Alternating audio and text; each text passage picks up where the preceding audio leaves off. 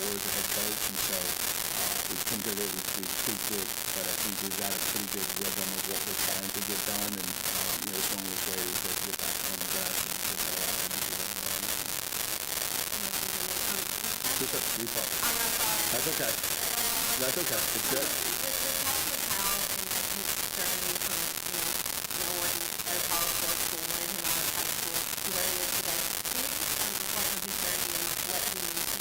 Yeah, I think it's awesome. I think it is. I think, for him to be a kid that we recruited very early on, I've referenced him at times as the OG on this defense because he was one of the first kids to believe and buy into him and Will what we were doing here and what we wanted to be about. I think he came here to grow and develop and challenge himself, and then to see him rise to those challenges where he's on a plane going to an awards banquet as Defensive Player of the Year in the country. It's a phenomenal story. He's a great kid. The work ethic that he has and what he's put into this thing is awesome. And I know he's excited to try to finish this thing the right way, but it is really, really cool to see. So, Travis, can you take care from the top? I wanted to hear Colin talk in his press conference up there about kind of how he's delegated his time. As the CEO, did you bring in other guys in the offense to kind of help with some of those preparations? What does that kind of look like moving forward with the offensive side preparations? Yeah, I think one, it's probably a lot more collaborative to begin with, and so I don't know that Colin's he's not the only one. Obviously, I think it's a very collaborative process that we go through on offense. I had a ton of confidence in Colin and who he is as a man and who he is as a competitor, and he'll give the focus and energy that he needs to ensure that this thing is done the right way and finished the right way. I have no questions about that, and so I think all of them will be able to manage this thing pretty well.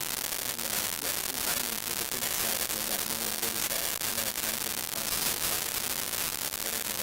Yeah, I think we're in a pretty good place with it. I think I think our intentions right now are to try to get through the season and let that thing play out. But I think we're in a really good place with knowing what's there. And is that right? Carter from 247? You need a breath. If you want to trade down, you can trade down. How about that? I'll let you trade down a couple. I'll let you trade down a couple questions, and you can reinsert later in the third round. I'll have to improvise and just panic pick right here. Okay. Seeing kind of the highs and the lows, way more highs this season with golf play. First half, second half. Yeah. I think for a 4-game stretch will need to kind of happen for you guys to be that consistent high that golf play.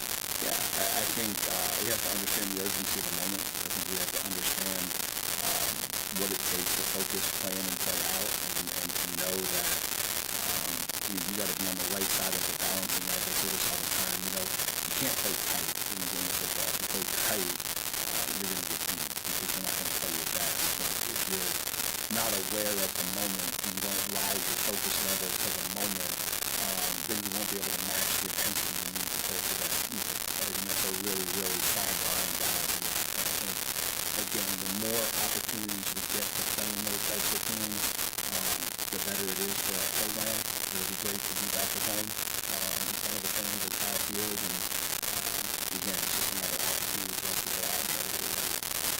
On the OC discussion, as a co-OC, what was Coach Wiggins' role kind of look like in that role, and then is he kind of part of the consideration for that new role? Yeah, I probably won't get into the specifics of it all. I got a ton of respect for Holman. I think he does a phenomenal job. Again, no different than when I was the defensive coordinator, and this is nothing away from Colin. Colin's phenomenal, but I think sometimes there's a belief that it's a one-man show. It's never a one-man show. As a defensive coordinator, you're only as good as the people around you. As an offensive coordinator, you're kind of only as good as the people around you. And obviously, Colin's phenomenal, and he did a phenomenal job for us. But I also think there's a lot better way to go. The left side with Alex, and then Aaron, who is Along with you anticipate the next person in that role running a similar system to what Colin has run and what you guys have run so far this season? Yeah, I think if you look at, um, our program, from the 2 years at Duke to the 2 years at Texas A&M, there's some very strong similarities in terms of what we look like on offense. Those are probably the philosophical things that I would like the Texas A&M football offense to look like. Obviously, every coordinator is going to have their own slant, twist, things. It's there's a base part of fundamental principles that won't go anywhere. And then there's obviously some of the, smaller details that they'll be able to put their twist on. Marcel said on RG3's podcast that he is going to return next season. I know you said earlier you guys have a lot of those draft type discussions after the season, but I'm curious if you have had any kind of conversation with him about next year and how much he may benefit from maybe another season in college. No, not yet. I think, you don't want to confuse the two, and I think it's one of the challenges, and, for us being in the playoffs, we don't want to get into next year conversation and rocking the boat this year. And so, we want to keep our focus on the main thing, which is right now, and I think that's what we're trying to do to the best of our ability. And so, there's going to be time for those conversations. Hopefully that's sometime after January 20th or so. For now, it's focused on our main To the Aaron on the left. Hey Coach, talking about right now, obviously finishing the game and finishing strong is something that's kind of a mentality for the year. And just now that it's playoff time, have you seen kind of a change or a step up in mentality through practice since the Texas game? Yeah, we've only been out there once, but yeah, certainly a better urgency as we went through it today, and again, I think part of that is the positive sometimes of a loss is it refocuses and recenters everything. So I think when you're winning, you talk a lot about what needs to get fixed and changed, and it doesn't always seem to happen at the rate you want it to. And sometimes when you get slapped in the face a little bit, you kind of have to readjust. And I think that's maybe what happened in the loss. Go back to TV row, and we'll go with Tyler and then Donna. Mike talked about Miami's offense. Defense, we talked about how info guys are on the spot. Kind of challenges with that defense. Just remind you, it's similar to maybe them type of Yeah, no, I try not to draw a lot of similarities. I think it's the best combination of defensive ends that we've seen. In my time here, probably going all the way back to 2018. These two kids can absolutely destroy a game, and they're really, really talented, and they've got a lot of really big, long, athletic inside bodies. I think they've only given up 79 runs of 4 yards or more in 12 games. So that's unbelievably impressive in terms of how they control the line of scrimmage, and then there's just a lot of length and athleticism in the back two levels of the defense. And so they're really, really talented. I don't think they've given up 20 points in over about a month and a half. And so, it'll be a big challenge for them. Question from Donna. You back? Coach, you touched on it a little bit earlier with their energy in practice today and being able to kind of turn the page. How pleased are you with their response after facing a little bit of adversity, knowing what they have ahead? Yeah, I think that's what we're trained for. It's obviously every time it happens, you're excited that it happens, but certainly expected to. I think, and I've said this before, I think the natural reaction to things is usually a little bit different than what everybody anticipates them being. I think the natural reaction to not getting done what you want to get done is usually kind of a new energy, a new intensity, a new focus to improve and get better. And that's just usually how it works in this sport. And so happy to see that from our guys. We're certainly anticipating that would be the case. Let's start middle to Matthias and then we'll move back to AD. What have you seen from Matthias and then from a what kind of difficulties does it have to move on? Yeah, what an unbelievably talented football player. They move him all around. They're very creative in how to get him the football. He's electric when he gets in his hands.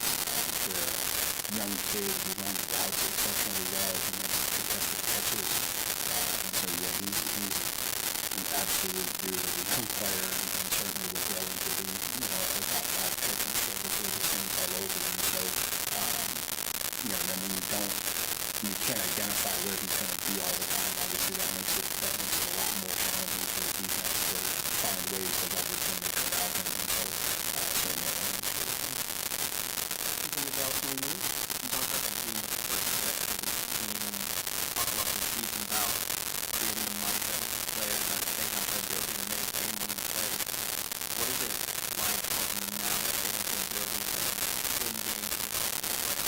Yeah, I think it's all the same. I think the magnitude is largely the process is the same. And so, what it takes from a mentality standpoint is us executing championship level football at the rate we need to be successful. That's regardless of who, when, how you play the game of football. Obviously, the challenge is the opponent makes it a lot more challenging. The magnitude of the game makes it a lot more challenging. The finality of it all makes it a lot more challenging. And so it's controlling all of that and still focusing on the things that ultimately will matter when it comes to making success. So again, we've been in this stage quite a few times since I've been here. We've had our successes, we've had our failures.